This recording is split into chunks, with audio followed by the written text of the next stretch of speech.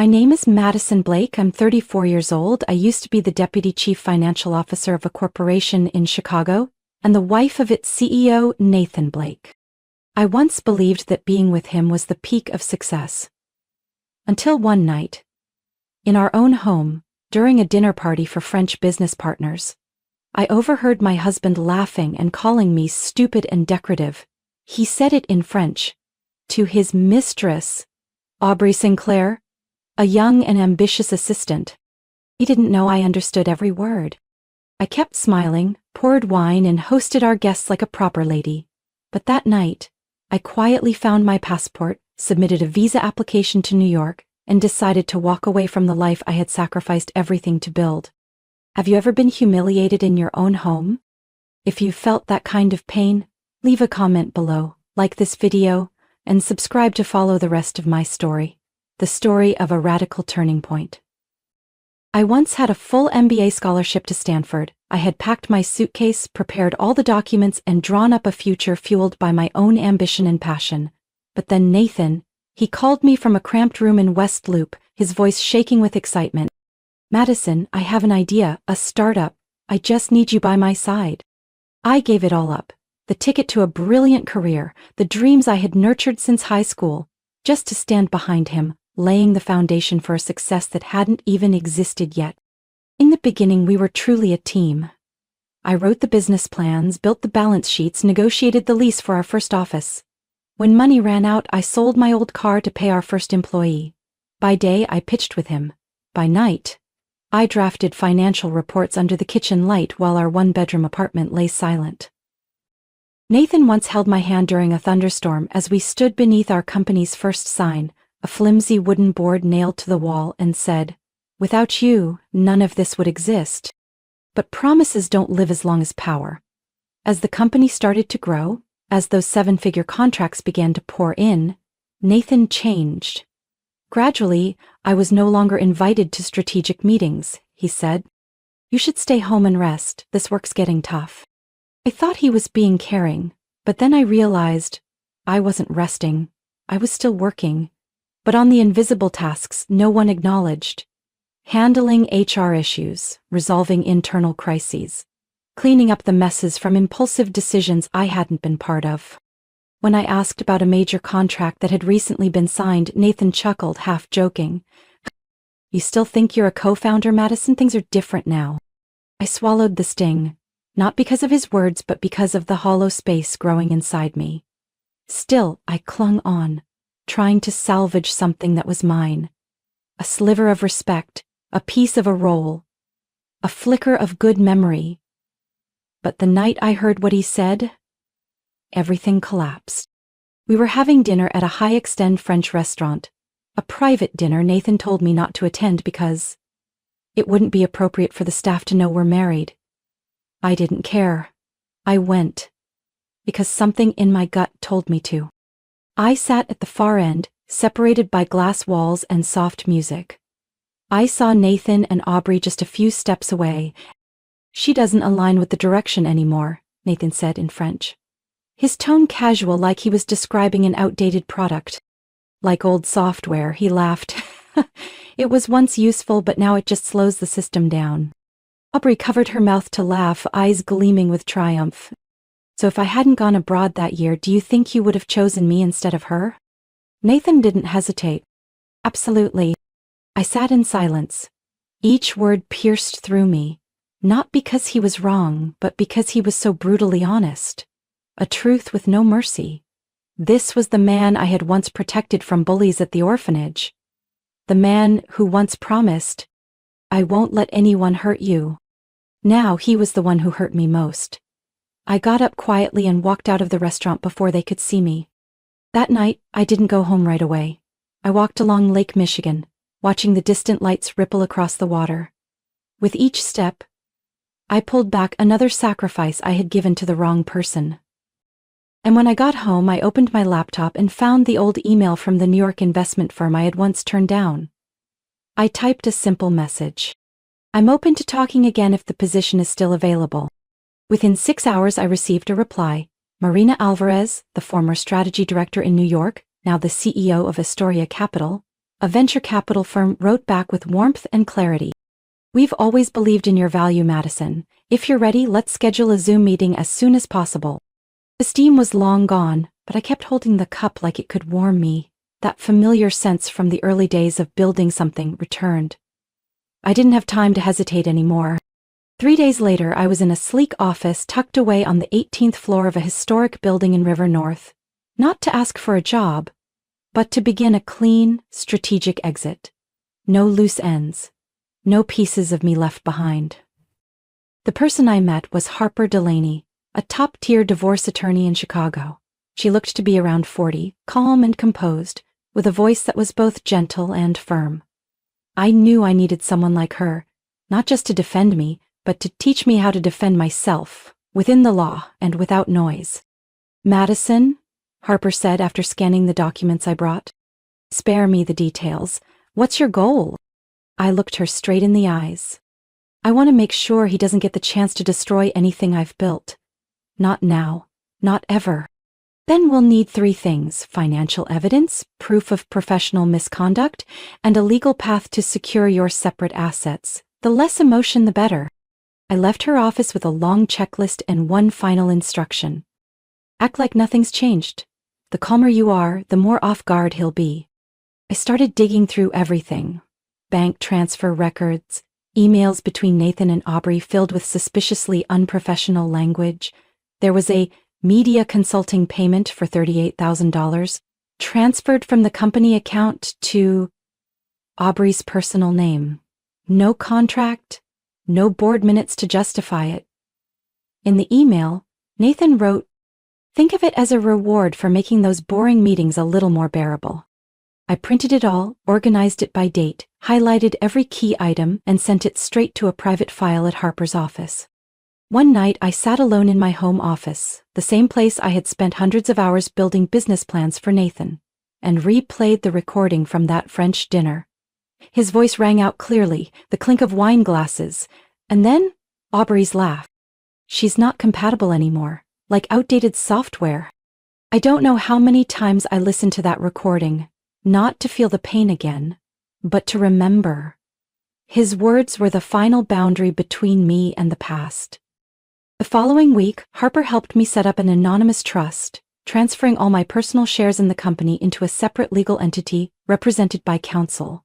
From the outside, no one could trace the connection between me and the trust, not even Nathan.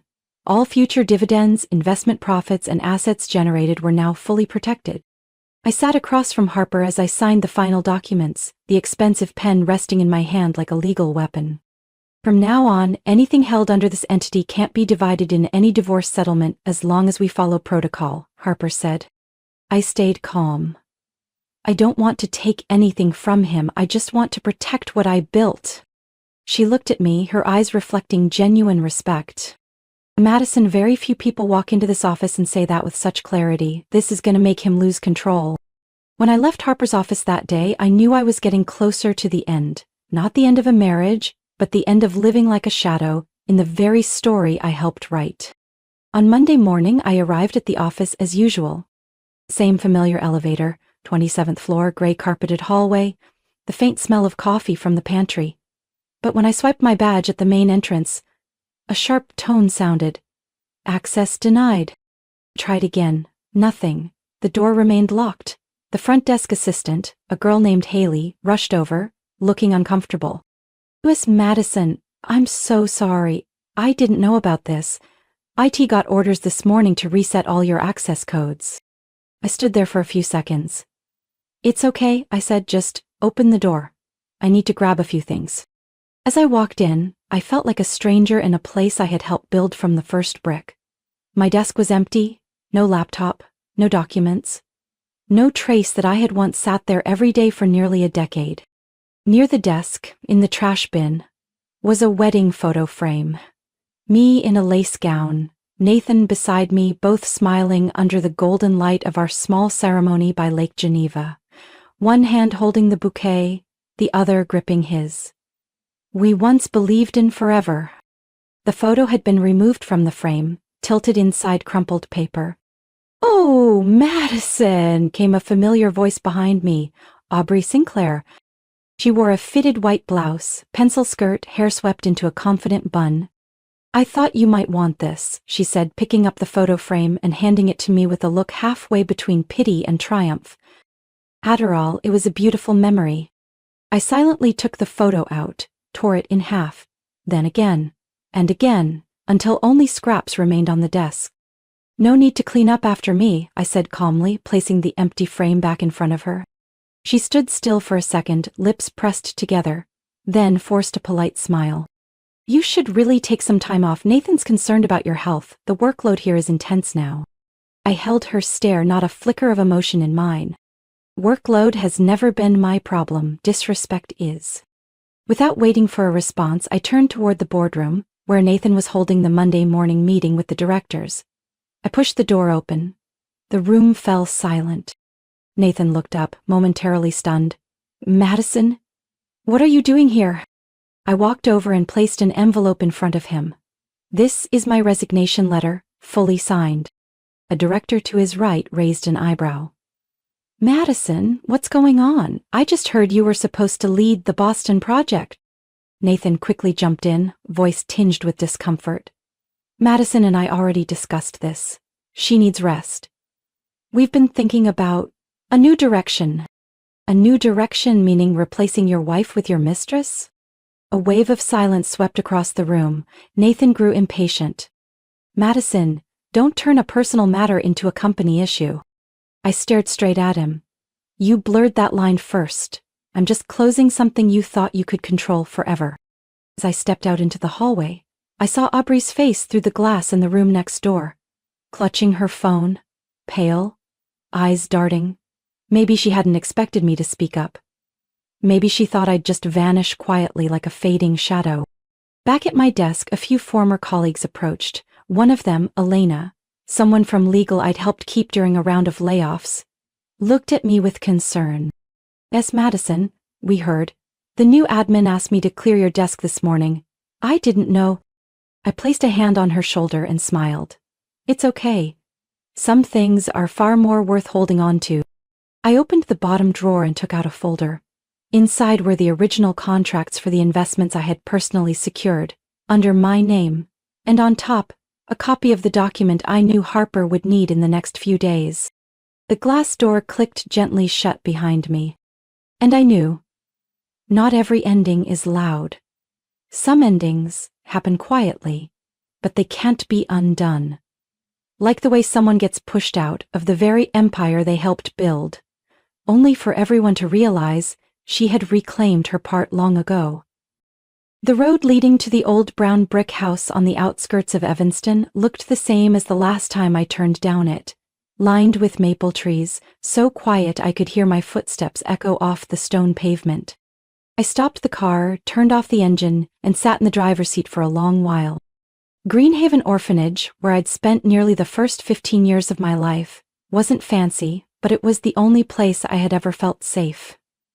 There was a woman there who had never given birth but taught me how to be a good human being. Her name was Margaret Whitlow. I still called her Mom Margaret, even though we weren't related by blood. The front door cracked open before I could even ring the bell. Margaret was already standing there, as if she had known I'd be coming. "You've lost a lot of weight," she said softly, without judgment. I laughed. "No one ever says you've gained weight during times like these, Mom." She opened the door wider, stepping aside to let me in. The scent of butter cookies and old wood filled the air. Nothing had changed, and that steadiness made my heart settle. I sat down on the old floral couch where Nathan and I once fought over the TV remote as teenagers. "I turned in my resignation," I said, pouring myself a cup of tea from the porcelain pot she had already prepared. "And I'm getting ready to leave Chicago, for good." Margaret sat across from me, unsurprised. She had always understood everything before I even said it. "You used to think you'd spend your life with him, didn't you?" I don't know why, but the dumbest part of me kept believing Nathan was still that boy. The one who used to get bullied for his stutter, for his torn clothes. The one I used to stand in front of and yell at the bigger kids, "If you want him, you'll have to go through me." Margaret smiled gently, a sad and forgiving kind of smile. "Sometimes people forget who they are once they feel strong enough to no longer need protecting. I clenched my hands. The thing is, I didn't protect him because I thought he was weak. I protected him because I saw a good heart in him. But maybe I was wrong. Or maybe that heart's gone. Margaret didn't respond right away. She stepped into the back room, where childhood evenings smelled of ink, wood, and unspoken dreams. When she returned, she held an old wooden box, covered in a thin layer of dust. This is something you left here when you were 14. You said it was to remind yourself never to forget where you came from. I opened it. Inside was a small piece of paper, handwritten in shaky, childish letters. I don't need anyone's pity. I'll be great, and I'll never beg for love. I froze, eyes burning. I remembered now. I had written that note the night Nathan cried after a family rejected him for adoption. And I stayed silent, not telling him I had been rejected that same day. I pretended to be okay, so he wouldn't feel alone. You kept that promise, Margaret said, placing a hand on my shoulder. But sometimes being strong also means knowing when it's time to leave. Not to win, but to keep from losing yourself. I turned my face away, tears falling faster than I could wipe them. I'm going to New York, I whispered. They're waiting for me there, a job, an opportunity. With no ties to this past, Margaret didn't ask anything else. She pulled me into her arms the way she always did. When I failed a test, or when a childhood dream shattered in the loneliness of abandonment. You know, she whispered, sometimes the best thing we can do for someone we once loved is to walk away so they have a chance to realize what they lost. No words came. I leaned into her warmth, breathing in the comfort I hadn't felt in years. On the way back, I passed the backyard, the old playground with its wooden swings still standing. A group of children were playing tag. A brown-haired little girl looked back at me and smiled. In that moment, I saw my younger self, lonely, but never without hope. I turned away, my heart both heavy and light. I knew I was ready, not just to leave, but to disappear. In a way no one could ever trace. October in New York. The wind was sharp, but the sky was strangely blue. I had just finished a meeting with Marina and the strategy team. I stepped into my usual cafe next to the building, the same place I once sat for hours in those early days, unsure of everything, watching the city move and reminding myself that I was still alive, still whole. The phone in my pocket buzzed gently. A message from an unknown number. Just one line. I'm waiting for you in the lobby. I knew exactly who it was. I walked down as calmly as if I'd just left a yoga class, and just as I expected, Nathan was standing there. His once perfectly styled hair was a mess, his shirt wrinkled, and his eyes, no longer those of a man who thought he'd won. When he saw me, a mix of relief and panic spread across his face. I stopped a few steps away. Nathan swallowed hard, unsure if he still had the right to speak. I've been looking for you for a month. No one knew where you went. You vanished like you never existed. I tilted my head slightly, my gaze steady. That's what people who've been dismissed tend to do. They disappear quietly, then leave behind a void no one knows how to fill. He took a step back. I knew Nathan wasn't used to this version of me. A woman who didn't cry, didn't ask for explanations, didn't try to salvage what was already gone. Madison, please, hear me out. Everything's falling apart. We lost the 2 biggest contracts this quarter. The Japanese partner is demanding a full audit. The press is picking it up. They're mentioning me and you. Do you know what they're asking? They're asking why. I exhaled gently. And you're here hoping I'll answer for you? No. No. He shook his head quickly. I'm here to ask you to come back. We could... I interrupted with the faintest furrow of my brow. We? Nathan fell silent. A group of young employees passed by, recognized me, nodded politely, and walked off. Nathan followed them with his eyes, then turned back to me, suddenly realizing he was standing outside a building where I, not he, held influence. Madison, he said more softly. Aubrey? She left. Couldn't handle the pressure. I need you? You know the company. You know how to turn things around. You're better at this than anyone, and if you come back, you'll have another trophy to add to your collection, I said, my voice cool and even. Nathan shook his head. No, it's not like that. I stepped closer. Only one step now stood between us. He looked at me, confused. I met his eyes and said slowly, "You didn't lose me today, Nathan. You lost me the moment you looked at me in a room full of strangers and chose to humiliate me in a language you thought I'd forgotten." He opened his mouth but couldn't say a word. I went on. "You thought I'd stand by you forever, nodding, sacrificing, like I was an extension of your suit or your financial report. But I'm not an accessory. And I'm clear-headed enough now to cut out anyone who no longer sees me as human." Nathan slowly sank to his knees, right at the glass doors, while dozens of eyes began to notice. "Madison, I'm sorry, I really am. You didn't deserve that. Please." A man who once believed the world revolved around him, now grasping for something he no longer had a right to hold. I walked into the building. The glass doors slid shut behind me. I didn't look back, because I knew the only thing he was kneeling for was the reputation he shattered the moment he disrespected the one person who had truly stayed. No need for champagne or staged smiles. Closure came softly, without hashtags or headlines. After the final court hearing, I left Chicago in silence, as if I had simply closed an old door with nothing left behind. I chose Brooklyn, a worn-down apartment near Prospect Park. The ceilings were a little low, the window opened onto the branch of an old oak tree, but the morning light filtered gently through thin curtains. I didn't rent it for the price or the amenities, but for the quiet peace I felt when I walked in. It was a place that asked nothing of me. The settlement wasn't enough to change my life entirely, but it was enough to finally do what I'd been dreaming of for years: start a nonprofit called Hollow Light. A faint light for women who had been hurt by power and distorted love. The office of Hollow Light sat inside a renovated building in Clinton Hill. No flashy signs, no marble reception, just a warm room with desks, bookshelves, a printer, and a little tea corner. With me were two founding partners, Carly, a former legal analyst abused by her superior, and Hannah, a freelance artist who survived a controlling marriage. Each of us had a role. Each day we took one step forward. It wasn't easy. Some days we didn't have enough budget to print materials. Some weeks no one came. But slowly, letters began to arrive. Emails, calls from women everywhere, most with names no one would recognize, each carrying a story that had never been told. One afternoon, while I was brewing tea for our first group session, Carly walked in holding a stack of envelopes. "6 more," she said. "1 from North Dakota, 2 from Florida, and a teacher in Seattle.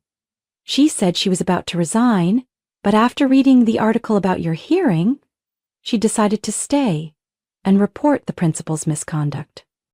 I lowered myself into the chair, both hands cupped around the tea, trying to steady what stirred inside. I didn't accept interviews, though requests came weekly. Reporters wanted to hear me talk about how one woman reclaimed power from the man who broke her. I declined TV appearances, I declined branding campaigns. Marina once asked me, half teasing, "Don't you want to use this moment to build influence? You could create an entire empire for women." I smiled. "I don't want to build an empire. I just want to rebuild my heart, from pieces that never got the chance to heal."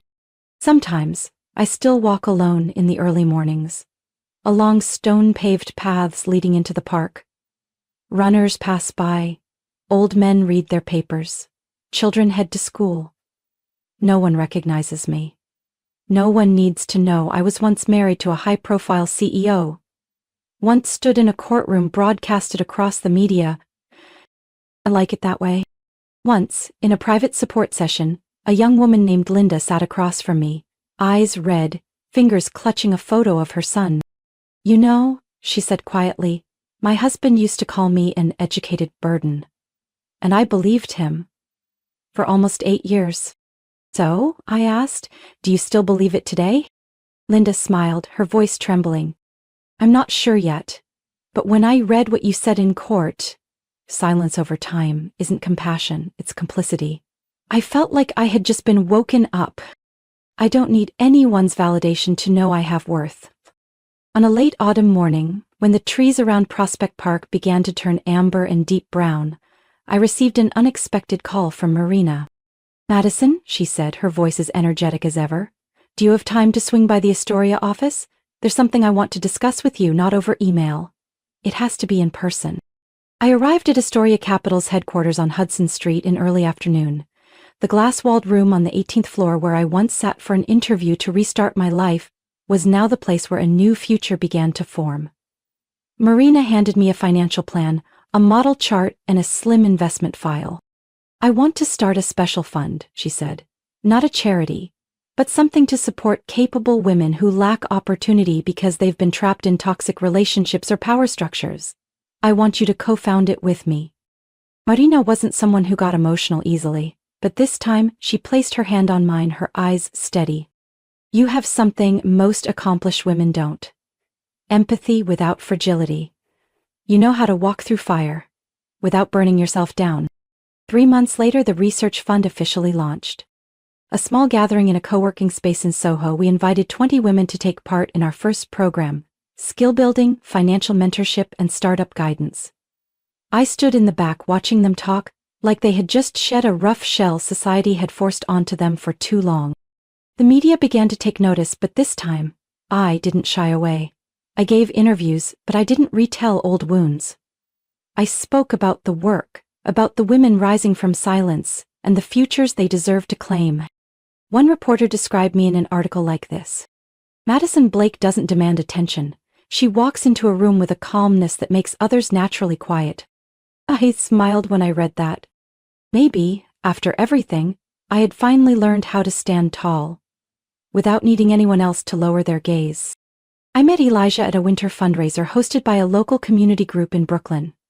He was in charge of designing the event space, a temporary wooden house built in a courtyard, with soft yellow lighting, dried flowers hanging from the ceiling, and long tables made from reclaimed wood.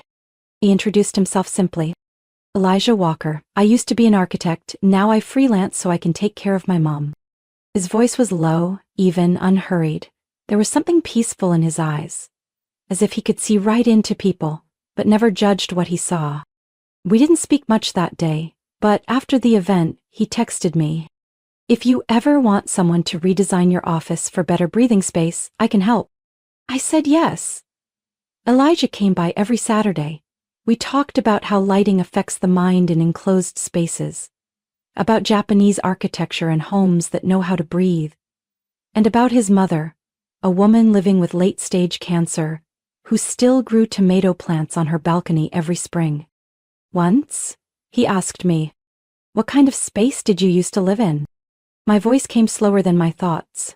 Then I said softly, "I always felt cramped, even in a big house, because people kept piling things onto me, expectations, responsibilities, and silence." Elijah didn't say a word. He simply adjusted the placement of a green plant in the corner. His gesture felt like he was helping the room breathe better. We didn't date in the traditional sense. It was late afternoons on a wooden bench in Fort Greene Park, splitting a toasted sandwich, talking about things no one teaches in school, like how to be with someone without making each other smaller. I don't know how long this will last, but I know this: I stopped searching their eyes for signs I wasn't enough. Because Elijah isn't chasing an ideal version. He sees me as I am, healing and whole. And that, already, is enough. I never thought I'd throw another birthday party. In past years, birthdays were nothing more than a reminder that I had aged another year inside a life that barely felt like mine. Nathan used to give me expensive gifts, handbags, jewelry, or dinners at Michelin-starred restaurants. But I always felt like a guest at a celebration that wasn't truly mine. This year was different. I turned 35 on a Sunday afternoon in late spring, in the small backyard of the building where Hollow Light rented a ground floor unit. No floral archways, no fancy invitations. Just a long table draped in white cloth, a few paper lanterns floating above, and the laughter of children playing tag in the grass. Carly and Hannah brought homemade cake, Marina arrived a little late, holding a bouquet of lavender and a small box wrapped in craft paper. Inside was a fountain pen engraved with the words, "Write your own story." I held her gaze and gave her hand a quiet squeeze. She had always known what I needed, even without asking. Elijah arrived last, carrying 2 young potted plants, an olive tree and a mint bush. For the office entrance," he said, "and the other, you can place wherever you like." There was no formal toast, but as everyone was eating cake and chatting, Marina stood up with a glass of apple juice in hand. "If I may say a few words," she smiled, glancing around. "Today is Madison's 35th birthday, a woman we don't just call a colleague but a quiet guide for many women, including myself." Light applause filled the air. I lowered my head slightly, cheeks warm. Marina continued, her voice steady. "Someone once told me that women prove their worth by staying, enduring, and forgiving. But Madison showed us another choice. Leaving. Not out of weakness, but from strength. Knowing she wasn't born to be tested endlessly for her patience." I can't recall who clapped first, but soon the entire yard filled with gentle, heartfelt applause. I looked around at the faces. Women who had once cried in counseling rooms, trembled while signing divorce papers, children who were terrified their first day here, and now they were all smiling.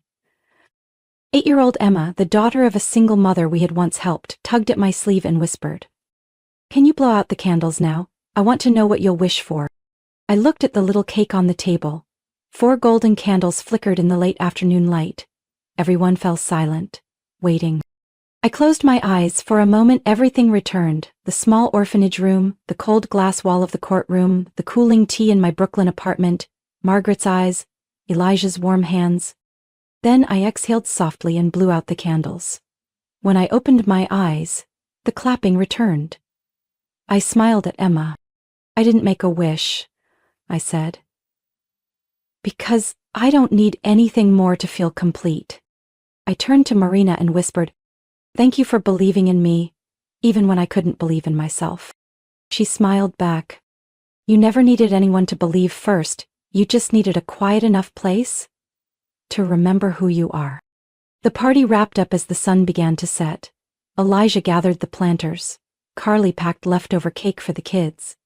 I stood alone in the yard, the breeze brushing past my shoulders. I didn't feel like I had reached a destination, nor did I feel like I was starting over. I simply felt alive, in that moment, with a peace that didn't need to prove itself. What do you think of my journey? If you've ever had to walk away to find yourself again, whether from a relationship, a family, or a job that once felt impossible to leave, share it in the comments below. I believe we each have a moment of awakening. No screaming, no revenge, just the calm to walk away, and the courage to never look back. If this story touched something in you, don't forget to follow the channel for more powerful stories about family, trust, and the journey home to yourself. Because sometimes the most precious thing isn't where we end up, but how we choose to keep going.